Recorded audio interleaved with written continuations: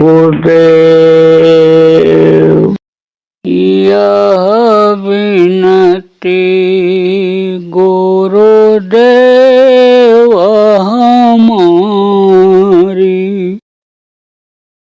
रखूं हंस रूप अपना, खोलो द्वार किवारी, विनती।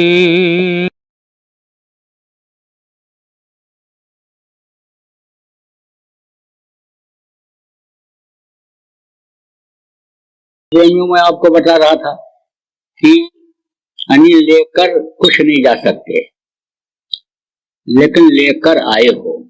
कहाँ लेकर आए हो? मुट्ठी में लेकर आए हो। क्या लेकर के आए? 4 पदार्थ कर तल ताके। कर माने होता है हाथ और तल माने होता है तलुआ। तलुआ में ऐसे हाथ के तलुआ में लेकर के आए 4 पदार्थ। 4 पदार्थ क्या है? अर्थ, धर्म, काम और मोक्ष। बहुत से लोग अर्थ का मतलब ये लगाते हैं पैसा रुपया। आप ये समझो कि किताबों को कौन लिखा? संतों ने, उनके भक्तों ने, महात्माओं ने। अब उतनी योग्यता का कोई जब आता है तभी उन किताबों को समझता है, धार्मिक ग्रंथों को तभी समझता है। कम पढ़ा लिखा जब समझाने लगता है तो अर्थ का अनर्थ कर देता है। आप देखो, ये जितनी धार्मिक किताबें हैं पहली जैसी एक भी नहीं है इस समय। पुरानी लिपि अगर आपको मिल जाए, उससे मिलाओ तो बहुत भिन्नता मिलेगी। अपने अपने मन से उसमें लोग गढ़ करके लिख देते हैं, रोचक बनाने के लिए, बिक्री के लिए, कि हमारा बिक जाए। अपने अकल के अनुसार उसमें बदलाव कर दिया करते हैं। तो कैसे उसका अर्थ समझ में आएगा? अगर उतनी योग्यता कम ले तो अर्थ समझा भी दे, और नहीं तो अपने मन से लोग अर्थ लगा लेते हैं। जैसे कोई MA PhD करके किताब लिखा है, 16 दर्जा पढ़ करके किताब लिखा है, 16 दर्जा पढ़कर आएगा तभी उसको पढ़ा पाएगा। 10 दर्जा पढ़ा हुआ उसको क्या समझा पाएगा, क्या पढ़ाएगा? तो आपको समझने की जरूरत है प्रेमियों कि अर्थ का अर्थ ये होता है कि मनुष्य शरीर पाने का अर्थ समझो। ये विषय वासनाओं के लिए नहीं मिला। आप ये समझो कि साधन धाम मोक्ष का द्वारा साधना के लिए ये मिला। मोक्ष का दरवाजा इसी में है। जिसको मुक्ति मोक्ष कहते हो उसका दरवाजा इसी में है। किसके मुक्ति मोक्ष का? इस जीवात्मा के। शरीर तो फिर मिलता है और जीवात्मा घूम करके फिर कोई न कोई आती है शरीर में, लेकिन जीवात्मा को मोक्ष तब मिलता है जब ये सतलोक अपने धाम पहुंचती है जहां से उतारी गई है। तो आपको समझने की जरूरत है प्रेमियों कि इस अर्थ धर्म, धर्म क्या है? कहते हैं दया धर्म तन बसे शरीरा, ताकर रक्षा करें रघुवीरा दया धर्म। दया बहुत बड़ा धर्म माना गया।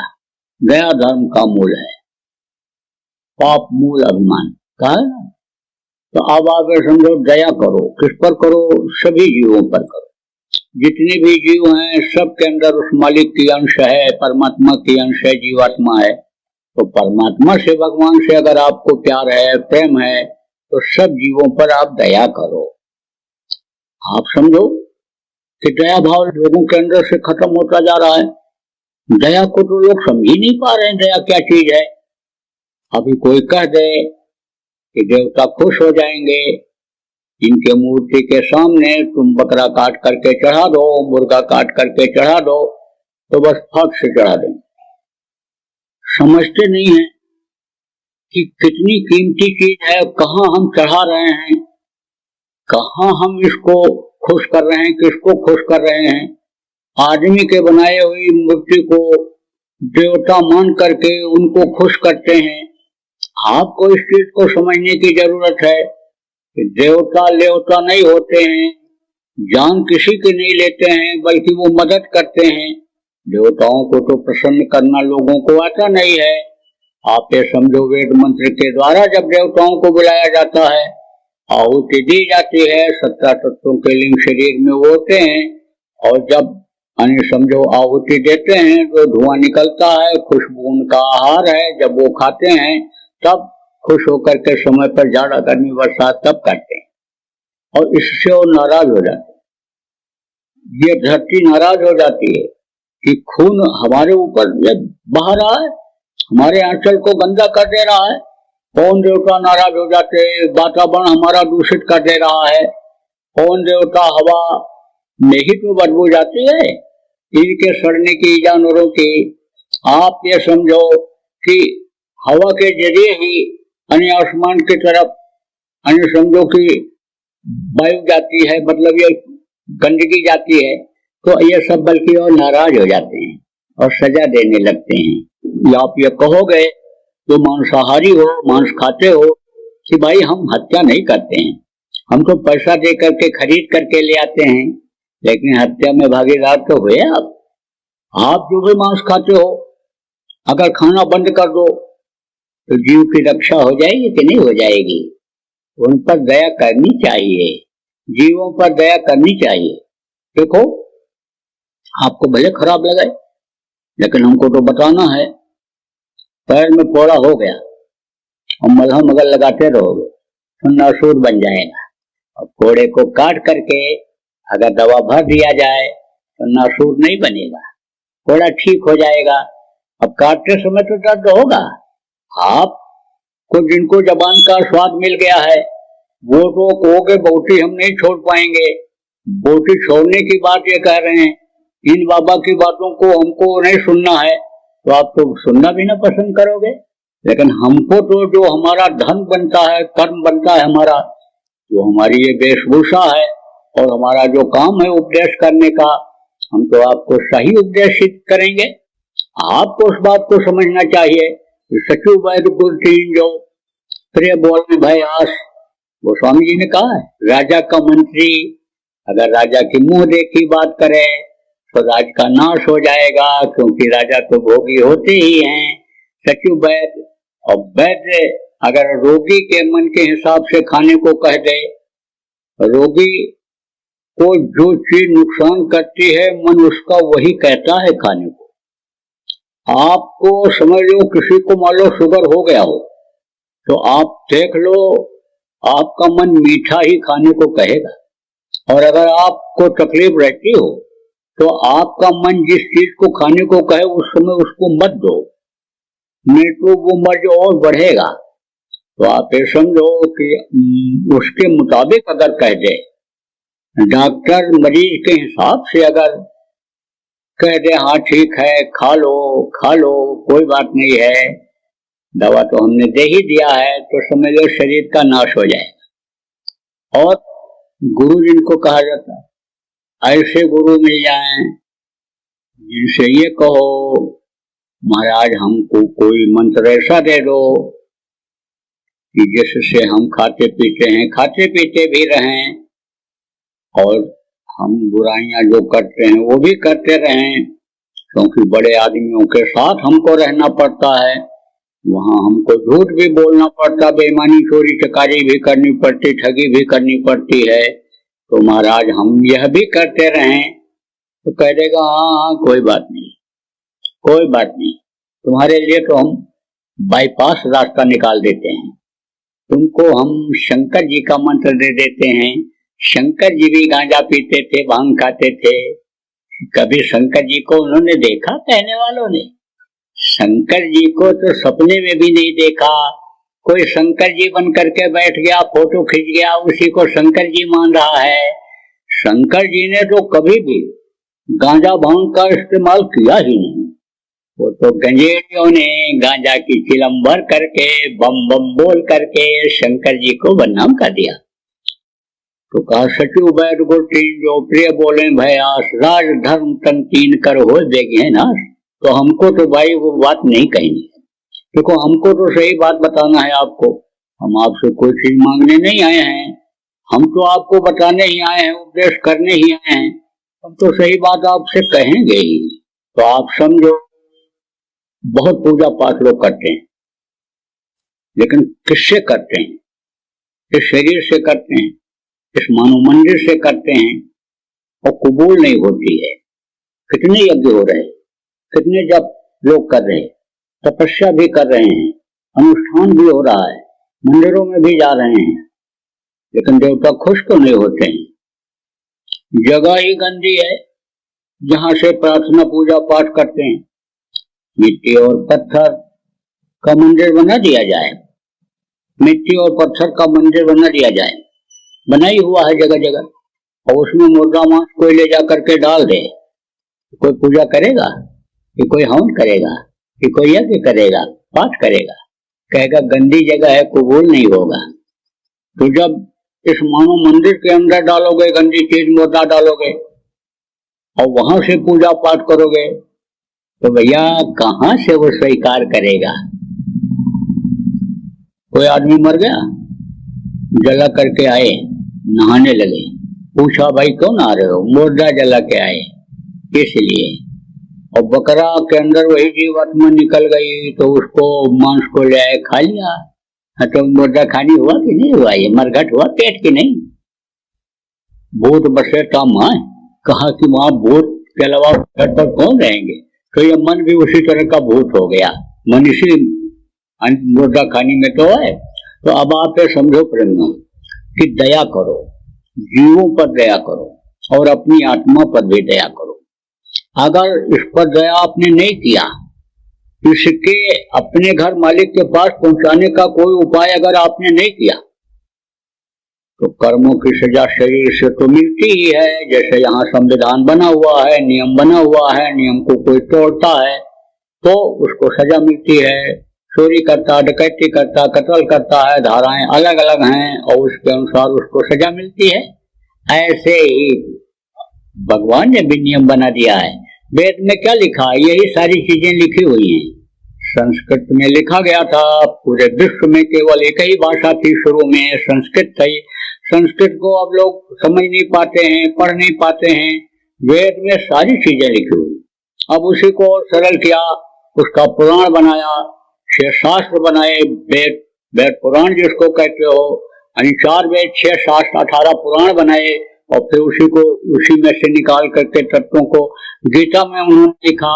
कृष्ण भगवान जब आए और फिर उधर जब इधर कलयुग में गोस्वामी जी महाराज आए तो उन्हीं चीजों को निकाल करके सरल भाषा में हिंदी में लिखा। लेकिन पढ़ लेते हैं, अमल नहीं करते। रामायण तो आप पढ़ लेते हो, रामचरितमानस पढ़ लेते हो और लोग सुनाते भी हैं, चौपाइयां सुनाते हैं, लोग राम कथा भी सुनाते हैं, कृष्ण कथा भी सुनाते हैं, लेकिन जिस तरह से उन्होंने आचरण किया उसको नहीं मानते हैं। कैसा आचरण किया? पिता के आदेश का पालन किया, राजगद्दी पर ठोकर मार करके और जंगल चले गए। आज कोई बेटा जाने वाला है, गला दबा देते हैं, गोली मार देते हैं संपत्ति के लिए।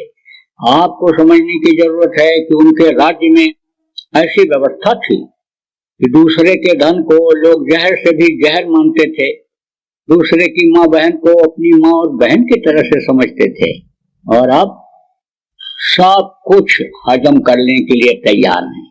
तो ऐसे भक्त बनने से, ऐसे पढ़ने से क्या फायदा निकलेगा? आप समझो कहां से फायदा होगा, कहां से लाभ मिलेगा? आप समझो कि हनुमान जी अगर चाहते तो सीता माता को ऐसे हथेली पर बैठा करके और अशोक वाटिका से उड़ा करके लाते और राम जी के सामने रख देते, लेकिन सीता जी आई, तनिक नई इच्छा व्यक्त की। आप समझो कि उनके अंदर शक्ति थी कि उड़ करके चले गए, यानी अनुमा शक्ति जब आई उनके अंदर छोटा रूप बना लिया, और जब गरिमा शक्ति आई सब भर दिया था। किसने? भगवान राम ने। विश्वामित्र के पास जब गए थे 12.5 वर्ष तक विद्या अध्ययन के लिए, तो 9 गुणों से लैस किया था उनको। राजेश, तपस्वी, संतुष्टा, सत्यवादी, जितेंद्रिय, दाता, शूर, दयालु, वेद पाठी, एते 9 गुण। तो वो सब शक्तियां भर दी थी उनके अंदर। जब संजीवनी बूटी लेने के लिए गए, उड़ करके गए, और जब पहाड़ उठा करके लाने को हुआ तो भारी भरकम शरीर बना लिया, पहाड़ उठा कर लेकर चले आए। तो सीता माता अगर चाहती तो ऐसे उठा करके ले आते, लेकिन नहीं। कितना कोशिश किया रावण ने, एक बार विलोक मम हो रहा, एक बार मेरी तरफ देख लो। बच्चों ध्यान दो, कहा कि एक बार मेरी तरफ देख लो, लेकिन कभी भी उन्होंने उससे बात किया था कृष्णराज वो कहाँ बैठे, जिनका उठा लेती थी और ऐसे लगा करके फिर बात करती थी। तो अब आप ये समझो कितना पति प्रताप सिंह। अब उनकी पूजा नहीं होगी तो किसकी पूजा होगी? तो देवी थी, तो उनके इसका अनुकरण करना चाहिए, उनके पदचिन्हों पर चलना चाहिए। तो प्रेमियों, आप समझो कि दया धर्म है, सबसे बड़ा धर्म है दया। तो दया करो, किस पर दया करो? अपनी जीवात्मा पर दया करो। और अगर नहीं करोगे तो यहाँ तो सजा मिलेगी ही जब तक शरीर रहेगा, और जब शरीर छूटेगा तब इसको जाना पड़ेगा जीवात्मा को किसके सामने? यमराज के सामने, जिसके पास पूरा लेखा जोखा जीवन का रहता है। वहां कोई 100 सिफारिश नहीं चलती, वहां कोई वकील मिलता ही नहीं, कोई सेटिंग करने वाला मिलता ही नहीं, और न वो जज ऐसा होता है कि 100 सिफारिश सुने या कुछ और कुछ लालच करे। वहां तो एकदम सीधा हुक्म होता है। अब यहाँ भले आप कह दो कि आंख बचा करके गलत काम कर लो, क्या कहीं कोई देख रहा है? लेकिन ये समझ लो कि जिसको आप नहीं देख पा रहे हो, आपकी सारी अच्छाई और बुराई को देखता रहता है, उसके कैमरे से बच नहीं सकते हो। चित्रकूट उनके मंत्री हैं, जिनकी परछाई आप ये समझो कि गुदा चक्र पर बराबर पड़ते, ये 4 दल कमल हैं, उन कमलों पर पड़ती रहती है। पूरब की तरफ आप ये समझो इंद्र और उनकी पत्नी शची वो दिखाई पड़ती हैं, उनकी परछाई पड़ती है। चक्रों का वेदन जो लोग करते थे उनको दिखाई पड़ती थी। और उत्तर की तरफ कुबेर, और समझ लो कि ये आपके चित्रकूट, और दक्षिण की तरफ समझो कि यमराज की परछाई बराबर पड़ती रहती है। तो उनके पास पूरा लेखा जोखा होता है, बड़े बड़े बही खाता, बड़े बड़े पन्ने सुनहले मोटे, लेकिन ऐसे समाये हुए रहते हैं, एकदम से ऐसे पतले पतले हो जाते हैं, और फट से ऐसे मारा ऐसे हाथ से और खुला, और वही जैसे कंप्यूटर दबाते हो बटन तो वही टॉपिक आ जाता है जो उसमें भरे रहते हो, इसी तरह से फट से आ जाता है। और हुक्म बोलता है ले जाओ, बस मार शुरू। मारा, गिरा, सीने पर सवार, दबाया, आंखें निकल आई, जीभ बाहर निकल आई, और जब देखा बेहोश हो रहा है तब हट जाते हैं। तब जैसे हटते हैं सीने पर से, आंखें फिर अंदर चली जाती हैं, जीभ फिर अंदर चली जाती है, फिर उठता, फिर मारता है, जैसे उठाते थे फिर मारा, आंखें खोल दिया, मारा, भगा, गिरा, हाथ पैर टूटा, नरकों में डाल देते। 22 प्रकार के नरक हैं, बड़े बड़े, छोटे बड़े मिला के 42 हैं। 1-2 दिन नहीं रहना पड़ता, बहुत देर रहना पड़ता। 4 युग है, सतयुग, त्रेता, द्वापर और कलयुग। जब ये चारों युग बीत जाते हैं तो एक चौकड़ी होती है, और 72 बार जब चौकड़ी बीतती है तब एक मनवंतर होता है, और 14 मनवंतर जब बीत जाता है तब एक कल्प होता है। एक एक कल्प तक की सजा मिल जाती है कर्मों के अनुसार।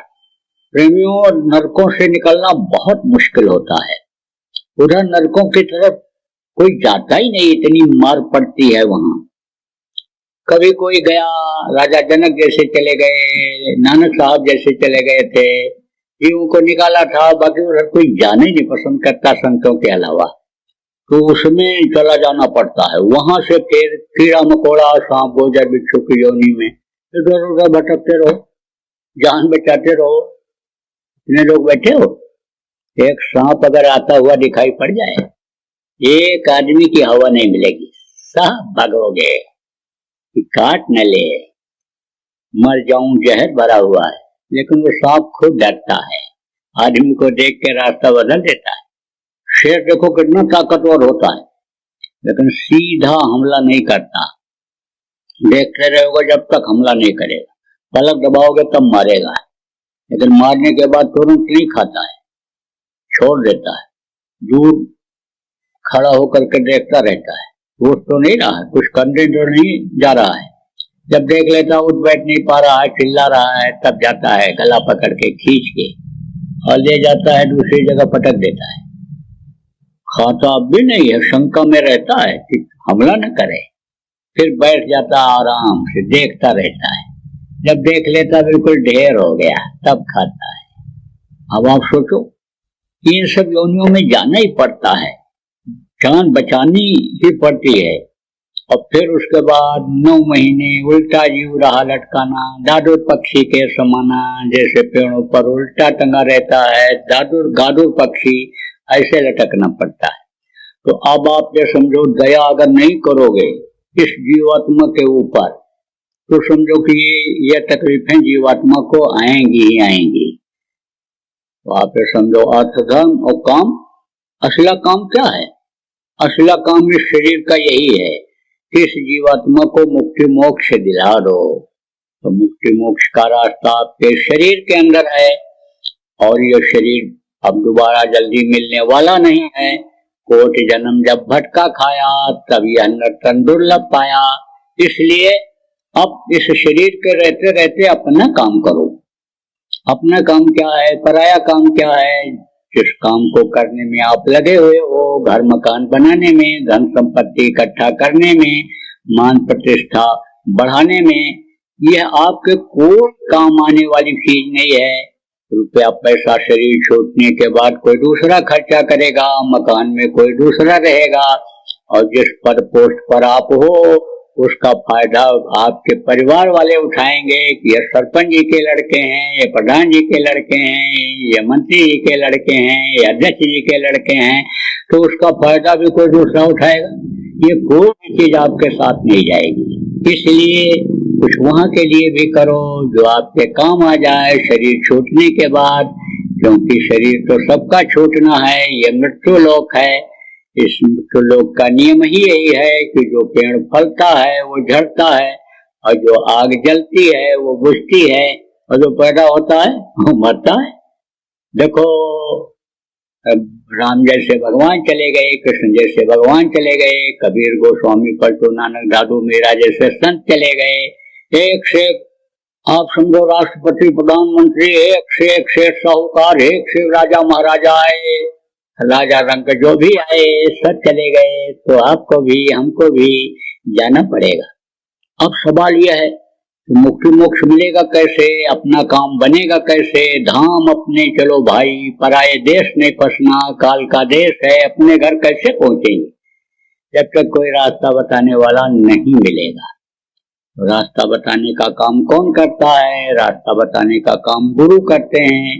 दुनिया का रास्ता गुरु बताते हैं, और जो परमार्थी रास्ता है, जीवात्मा को घर पहुंचाने का रास्ता है, उसको सदगुरु बताते हैं।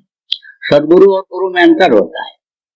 गुरु तो माता पिता को भी कहते हैं, कहा ना, पहला गुरु पिता और माता जो है रक्त बीज के दाता, दूसर गुरु भई वो दाई, गर्भवास की मैल छुड़ाई, तीसर गुरु ने नाम उचारा, गांव देश के लोग पुकारा, चौथा गुरु ने शिक्षा दीना, तब संसारी वस्तु कीना, पांचवा गुरु ने दीक्षा दीना, राम कृष्ण का सुमिरन कीना, छठवां गुरु ने सब भ्रम तोड़ा, ओंकार से नाता जोड़ा, सतवां गुरु शत शब्द लखावा, और जहां का जीव तहां पहुंचावा।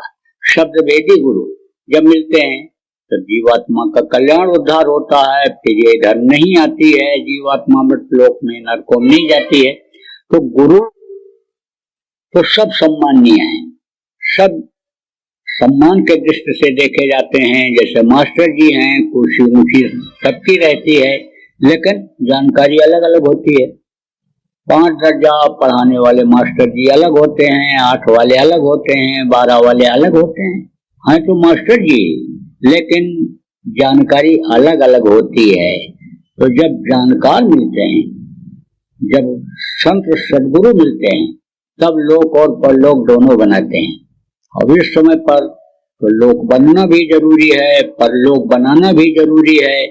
देखो प्रेमियों, अगर आपसे मैं ये कहूं कि भगवान से मैं मिलवा दूंगा आपको, भगवान का दर्शन करना चाहते हो, तो लगभग सब लोग हाथ उठा दोगे, क्योंकि आप धार्मिक हो, धर्मनिष्ठ हो, आप भगवान को मानते हो, जानते हो, तब आप धर्म कर्म की बातों को सुनने के लिए आए हो, तो लगभग सब हाथ उठा दोगे कि हाँ ठीक है, मिलवा दीजिए भगवान से। लेकिन मैं कह दूं कि भगवान तो आपके साथ 24 घंटा रहेंगे, लेकिन खाने को नहीं मिलेगा। सब कहोगे नहीं। कुछ लोग तो बिल्कुल साफ कर दोगे, ऐसे भगवान हमको नहीं चाहिए।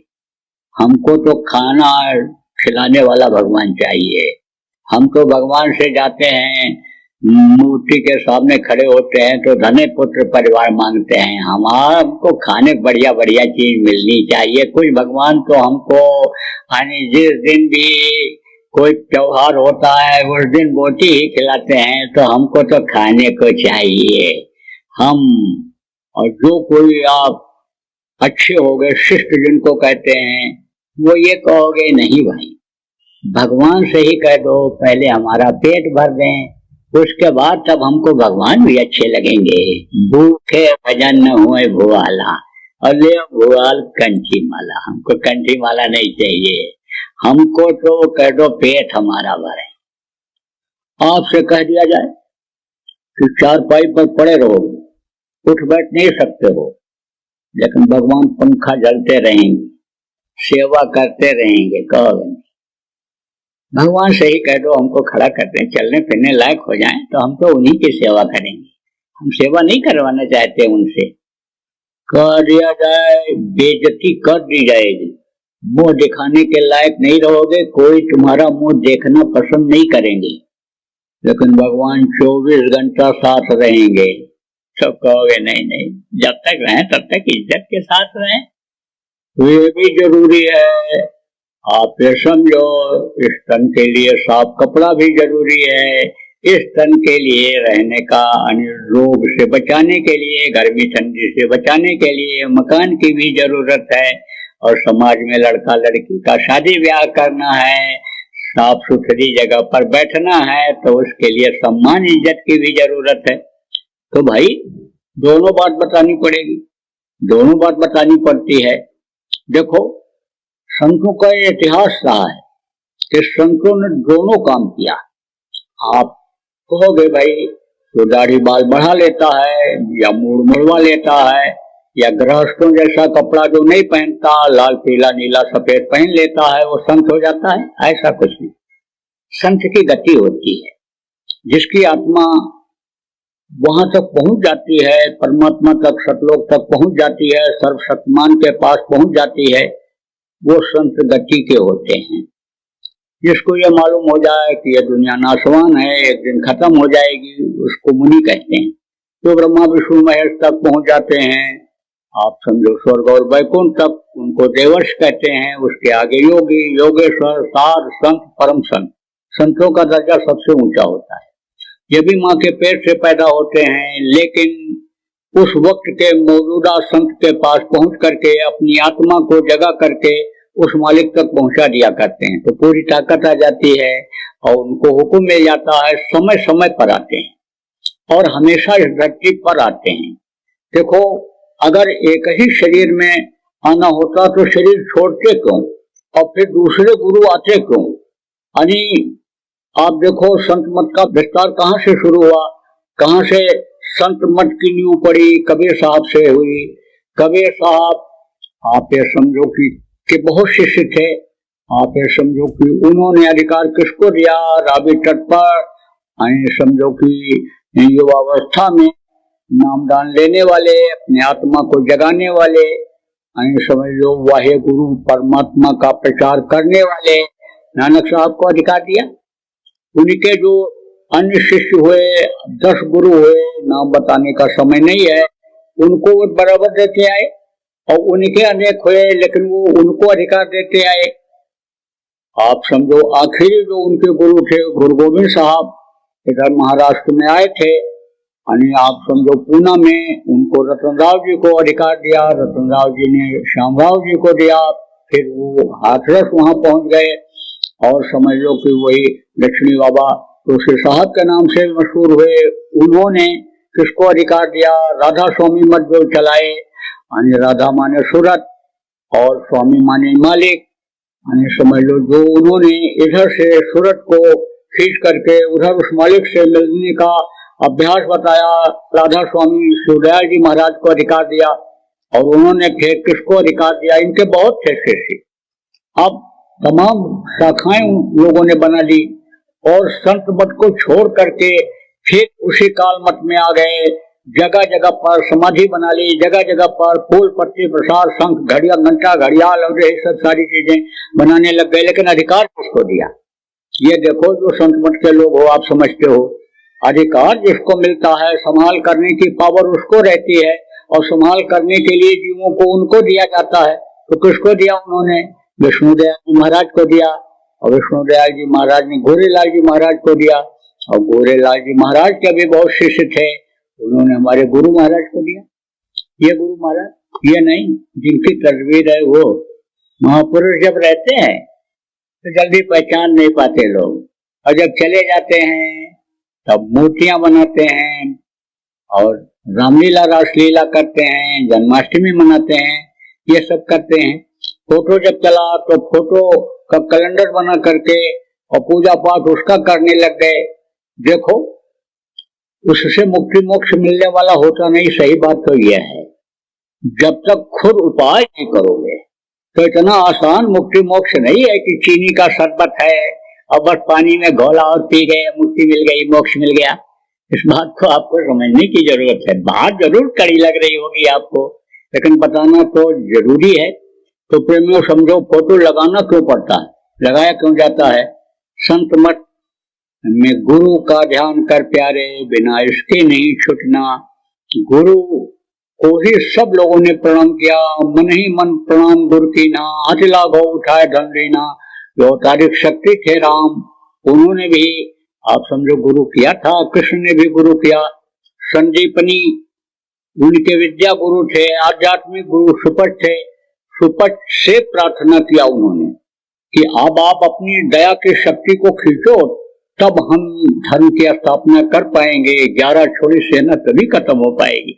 आप लोग पढ़ते होंगे, सुने होंगे, नहीं सुने होंगे तो सत्संग जब सुनोगे तो सारी बातों की जानकारी हो जाया करेगी।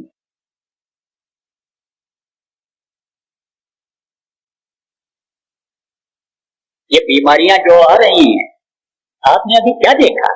अगर मांसाहार बंद नहीं किया लोगों ने तो ऐसी ऐसी बीमारी आएगी कि कोरोना की दवा देखो, अब भी सही दवा जल्दी नहीं खोज पाए लोग। तो ये तो कुछ नहीं है, इसमें तो थोड़ा समय भी कोरोना हो गया तो कंट्रोल हो गया। लेकिन ऐसी बीमारियां हैं जैसे कहते हो चट मंगनी पट ब्याह, है ना, ऐसे ही मर्ज हुआ नहीं कि सुट से निकल गए, चले गए। ऐसी ऐसी बीमारियां हैं।